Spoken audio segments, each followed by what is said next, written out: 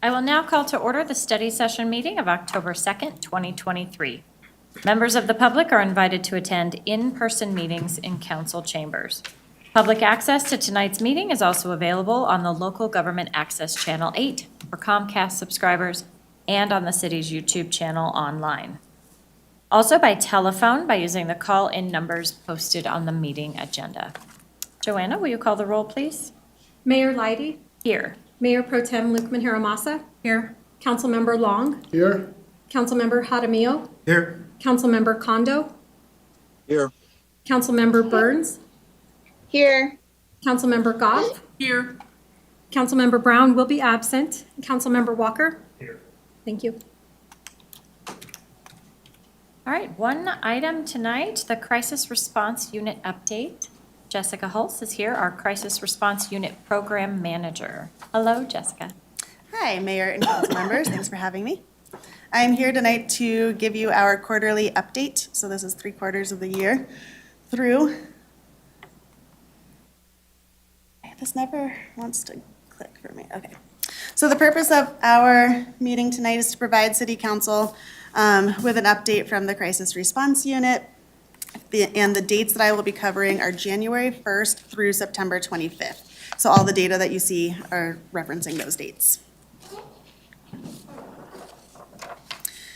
So as a background, the mission of the crew is to ease hardships for North Glen residents by aiding police response and creating a path for self-advocacy through the use of an on-scene crisis response unit, case management, and conflict resolution. The Crisis Response Unit was approved by Council in October of 2021. For the first 6 months, we formed policies and procedures, we hired our personnel and continued to work with code enforcement, court referrals and self-referrals, and then in May of 2022, we started accepting referrals from our police department. We are currently covered through the American Rescue Plan dollars through the end of 2024. So these are the referral numbers. So these are new referrals that came in during this timeline. It does not represent the total number of unique people that we, individuals that we have worked with. That number is a little bit higher at 567 unique individuals for the year of 2023. But for our new referrals in 2023, we have worked with 243 referrals from our police department, which 66 of those referrals have been experiencing homelessness. 2 referrals through our municipal court, and that number represents the new referrals coming directly from municipal court. We work with other people referred through municipal court, but they're already crew clients. So a lot of times by the time someone's reached our court process, they're already known to our team. We've had 13 referrals through our neighborhood services, which is our code enforcement team. 31 through our community partners, such as hospitals and schools. 21 of those have been experiencing homelessness.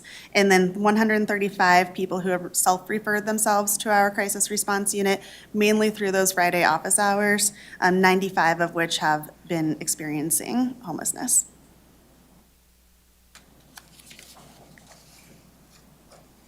So our police referrals, they are typically based in mental health concerns. So 304 of our call-outs this year have been based in mental health concerns. 134 have been more behavioral health concerns. And that's when it's hard to differentiate between those two. I think we've talked about that. But when the primary concern is more the behavior of the person and maybe a little bit of just conflict going on within that person's life and it's behavioral based rather than mental health based, that's when we make that difference. Status. The crew has provided de-escalation services 162 times through those different call-outs.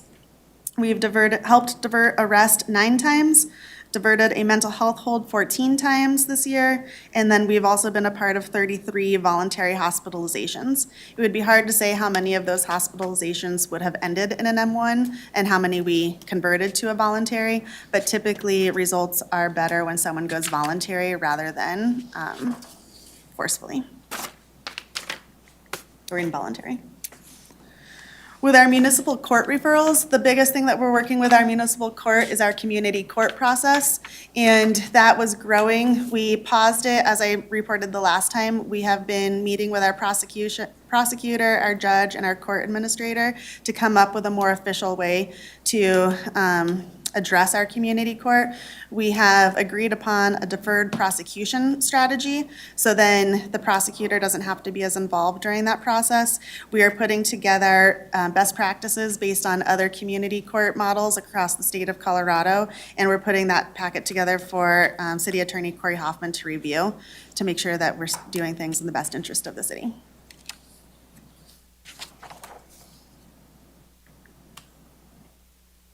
With our neighborhood referrals, we've had 13 of those.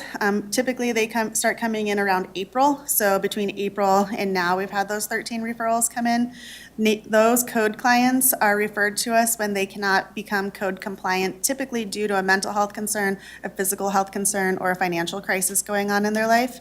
13 of those have come in. All referrals have been able to become code compliant without being further summoned or brought to court or having their homes abated. So it's been working for our code referrals. The response that we've been doing in North Glen, I was in North Carolina, I almost said North Carolina, and in Glen, is for our people experiencing homelessness. We've been hosting our resource hours still, which is where we bring in Colorado Legal Services to help people get in contact with their vital documents. And then we are continuing to do our Civic Center rounds on Monday, Wednesday, and Fridays in partnership with our Parks Department to let people know that they can't be camping there, or if they have abandoned property there, then that property will be taken. And then we also conducted a safety assessment with City Manager Heather Geyer. I forgot Jason Loveland was there. Sorry, I did not put that on this presentation. Our police department was there, and Amanda Peterson was there as well. And we just noted the access points that people have from the I-25 corridor and made a report back to CDOT where safety improvements could be made. Another thing that the crew has done is we hosted the Bridge Summit in name of the city of North Glen. We had over 85 attendees that evening. We sent out a survey after that to our elected officials and staff members that attended. I think we had a total of 8 responses so far. So more than 10%, because 85 attendees also encompassed our service providers, but not a huge response. Out of those 8 responses, it was noted that 100% said that new service providers were identified that evening, that the Bridge Summit should be an annual event, collaboration is needed across the county, and a task force should be formed. Out of that question, 2 people put down their names on who should be on the task force.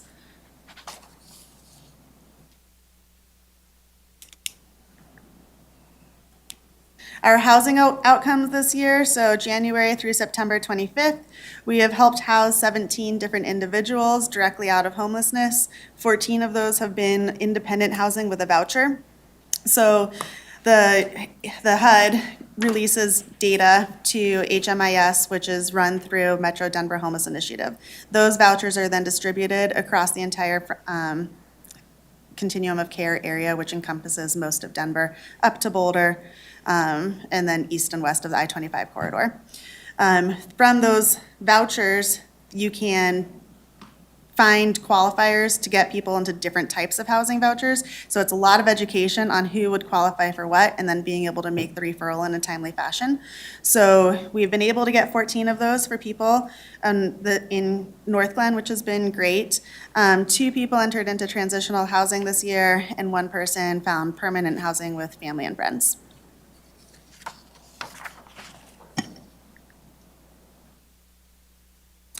Co-response across the county is similar to the last time that I presented, which is that North Glen, Westminster, Federal Heights are all doing internal co-response teams.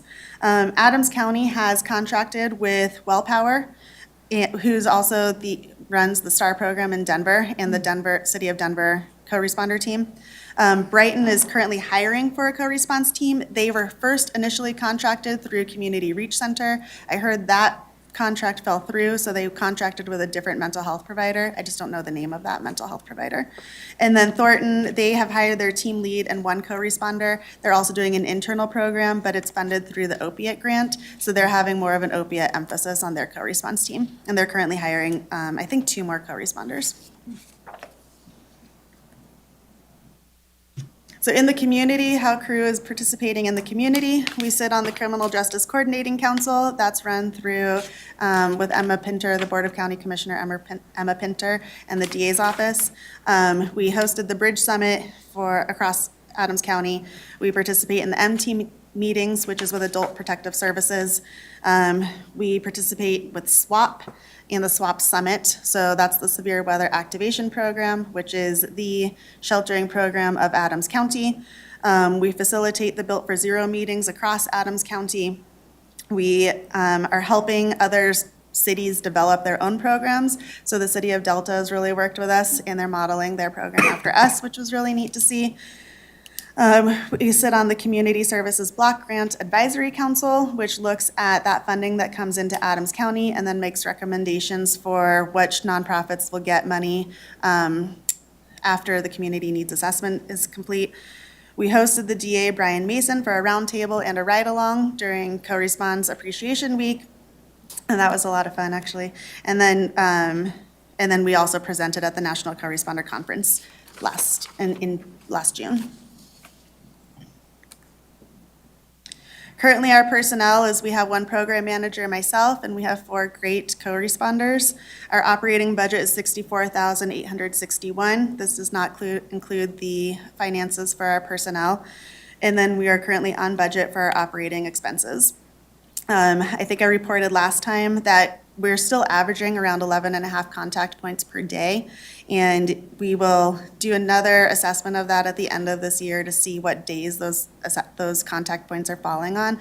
But if that rises more than 16 per day, especially on the weekends when we have 1-person coverage, then that would trigger the ask for another co-responder. But right now, we feel pretty good with our staffing.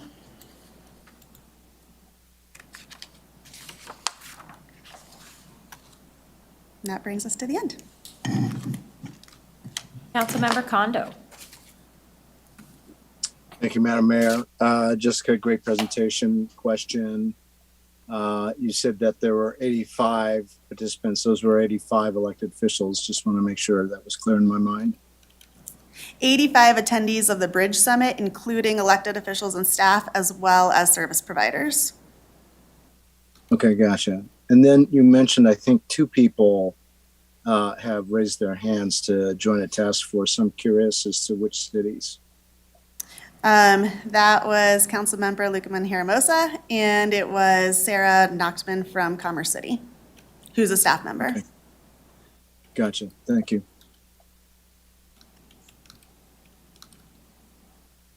Councilmember Jaramillo. Thank you, Mayor. Have you noticed any trends of people who Crew's been interacting with, if they're from Northglenn, from Adams County, Colorado, other states, or other countries? Yeah, that's a good question. So most of our referrals are going to be Northglenn residents because most of our referrals come through our police department, who are only responding to people here in Northglenn, as well as our code enforcement team and our municipal court team. And I think it's happened maybe 1 person on our municipal court a long time ago, was actually a teen in a different city and got a traffic ticket. She was having a hard time getting through in here. But other than that, our people experiencing homelessness, they are typically in this area. So we do not have 135 or whatever that current number is, people camping here in Northglenn, but we do have often people passing through. So whether they are shopping here, using our parks here, attending the lunches here, visiting us in our Friday office hours, because in our office hours, we hold the Colorado Legal Services grant for all of Adams County.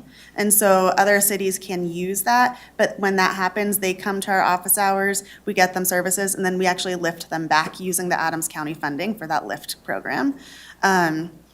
So you would see some information there for if people are trying to get access to their vital documents, because that's the only place in Adams County they can do so with that grant money.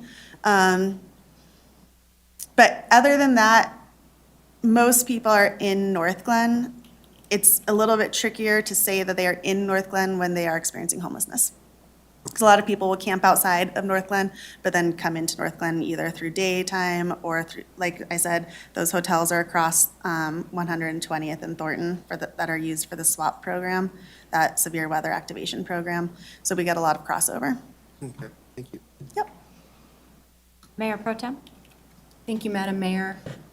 Thank you so much for this great presentation. It's always great to see what's being done, because we know you all do a lot, but to see the numbers, I think, is important, and the statistics that you're keeping are amazing, especially when I see 304 mental health concerns. I know that we did the right thing back in October of 2021, which I was fortunate to be a part of council back then in approving this. Those numbers show that it's worth it, so thank you for that. I have one question, and that is, you mentioned Thornton is getting a portion of their co-responder units funded by the opioid That's correct. money. Yep. Is there any potential use of that money for us in the future, or getting those funds to help So, out? Chief, do you want to talk about our opiate funding? One, I don't think we have as much as Thornton because it was dispersed, It is by population. yeah, by population. Actually, it's through a grant process through the opioid commission here in Adams County, and we could potentially put in for a grant. We currently have some of those funds that are designated in Northland. We just have to, Jessica's working on that and how we could use some of those funds to help support that, our initiative. So there's some steps that we have to take, but Thornton put in for that grant and it was accepted by the board. That's how they ended up getting those funds. Okay, I was just curious, especially with, if we hit that trigger point of 16 per day or whatever that was, and needing an extra responder. Yeah, I don't It's know just their grant cycle for the opiate grants. Do you know? I do. Oh, good. I'll give her all that. Right, you're on the council. So I will make sure she has all the information. We have another grant coming up here in like November. They'll post it. So there will be opportunities, for that, so. Thank you, Chief. Thank you, Jessica. You're welcome. Councilmember Long? Hello, Jessica. Hi. By the way, this program is fantastic. Thanks. And I think it's all largely because of you and what you do and how you think and how you go about your business. So I want to just say that kudos to you. I'm also very impressed the way you pulled off the bridge group. That was quite a feat, I must say. Speaking for myself, I'm a little disappointed that you only had 10 responses to the 85. I do believe I was one of those, not to wear a badge or anything, but it's a great program. And the more I start connecting with some of the Adams County folks on a regional basis, the more, quite honestly, I'm a little bit disenchanted with some of their disingenuous stuff. I'm working with the Adams County business folks, and we had a long conversation just last week about strategic planning and how we all come together, but I still see things kind of in silos. And one of the things that surprised me was at that bridge summit, as we went from table to table and I had my little one-on-ones with folks, there was a couple that I was asking questions, perhaps leading questions, that's part of my charm. I was asking, do you know those people over there? No. And one group said, I've been trying to get to those hospital people for 3 years. Really? This is the first time I've been able to even look at them or talk to them or shake their hand. I said, thank you for what you did, Jessica, because it started the conversation. If nothing else, they're starting to understand who they are and what they need to do. So, without further ado, thank you for your wonderful program. I'm torn, but I'm going to ask the question anyway, because as I look at presenting the budget, you have 16 as your, the number that starts to say, we're going to need some help. With everything that's coming to us, and I can't help but see it. I'm not trying to be the doomsday sayer, but we have got something happening coming into Denver, and I can't help but think it's going to eventually migrate into our city as well. And I just want to underscore the fact that this may well come to us. I think Jay's question is an excellent one. Where are these folks coming from? Are they North Glenners? Are they getting off the bus at 120th and Colorado Boulevard as the Denver folks with the free RTD trips? I just don't know what's going to be happening. And this is a rhetorical question. I don't mean to do it. I'm Yeah. more than anything else just airing this thought process, because as I shared before, you are in touch with a lot of folks. We are. And We are. I just want to take a temperature and get a groundswell feeling of what you sense yourself. Sure. So I think we're talking about the immigration issues that are hitting Denver, Yeah. the influx of immigrants. And we in North Glen have not seen that. I have heard that other places in Adams County have seen that. My team in North Glen, I don't know a single person that we are working with that's going through immigration except for one person who's been here since birth. So, and his story is really kind of crazy, but he was born to an American citizen, but he was born outside of the States, but his mom hadn't been here long enough. So anyways, he's been here since birth. The rest of his family are all American citizens. So he is working through immigration, but he's the only one that I know of that has come to us. Everyone else are typically North Glen, Adams County residents that are finding themselves experiencing homelessness right now. Again, I'll just say hats off to you for all your workings with everybody in the whole area. I think that's kudos for us and says a lot about you, Jessica. So thank you for your good work. Thanks. Councilmember Goff? Thank you, Mayor. Again, just thank you. This is great. I love to see the success. And I think back to when we first started this program, you were community resource navigator part-time. And it's just amazing, how many people are being helped now. And I did just want to point out for any residents that might be watching that the neighborhood services referrals are things like I had an elderly resident who had a large item pickup need, but she herself could not even carry her, and you organized something, volunteers or whatever it was, did your magic and helped her out. She was very grateful. So, you do support the police department and you do a lot of help for them, but also other residents in North.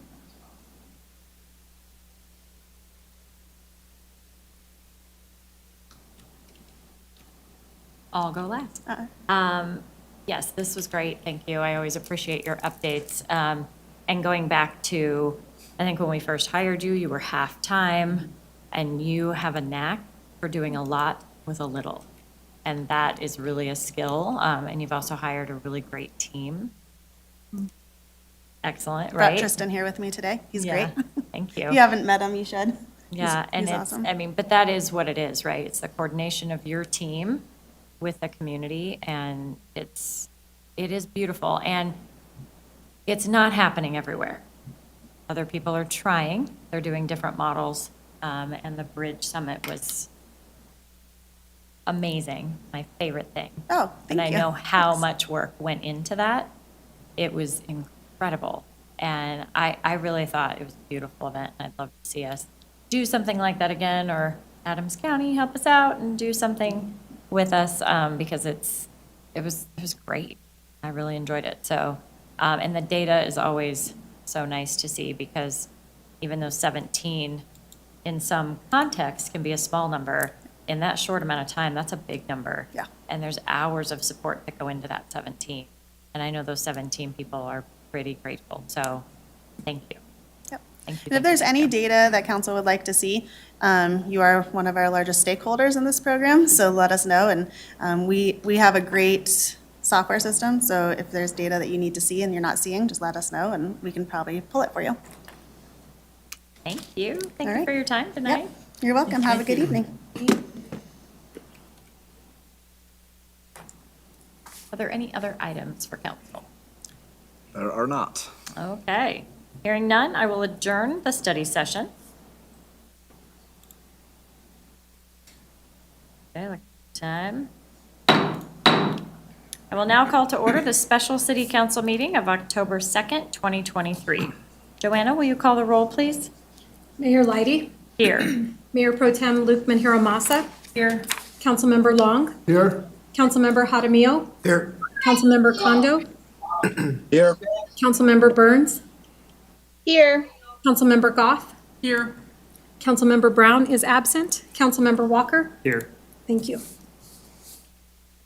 I will entertain a motion to adjourn to executive session pursuant to Section 4.5A of the City of North Glen Home Rule Charter for personnel matters regarding council appointee evaluations. So moved. Second? Please open the vote. The vote is open. Councilmember Kondo, how do you vote? Yes. Thank you. Councilmember Burns, how do you vote?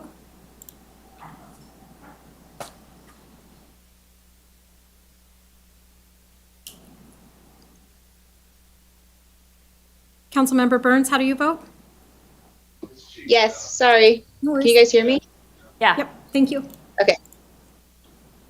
Okay, I will close that vote, and the motion to adjourn to executive session passes unanimously. We will adjourn to the executive session. All right, a little bit of break while they